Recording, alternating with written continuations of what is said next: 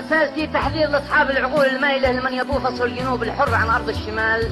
يا عم ابو وضاح خذها كاش فوق الطاوله ان اليمن واحد ولا يمكن يتم الانفصال. ان شئت او ما شئت لابد ما تسير القافله وعبد ربه بيقول الشعب حكمه واعتدال. اقنع علي سالم ومن جنبه ركب الحافله بانه وحده ناس تبغى راسخه مثل الجبال.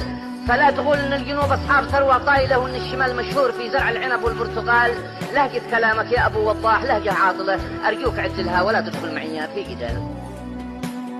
يقول ابو وضاح يا سواق جيب الحافله سلمني المفتاح وتوكل ولا تكثر جدال.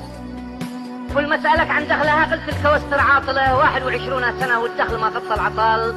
سواق خاين والخيانه داخلك متأصله، خنت الامانه والامانه اشفقت منها الجبال. في عام 90 اليمن كانت يمن متفائله في فرض وحده صادرت حق الجنوبي للشمال. وحده اساسها الكذب والنكران، وحده فاشله الوحده اللي هيأت للاحتلال الاحتلال. وب4/9 تفاجأنا بفتوى قاتله جازوا رجال الدين فيها على الجنوبيين القتال. باحوا دمان الدل دنداني بفتوى باطله، فتوى دعوا فيها الى سفك الدماء والاغتتال. قلنا لهم سامحكم الله الشيوخ الفاضله، في اي دين يقتل المسلم اخا مسلم حلال.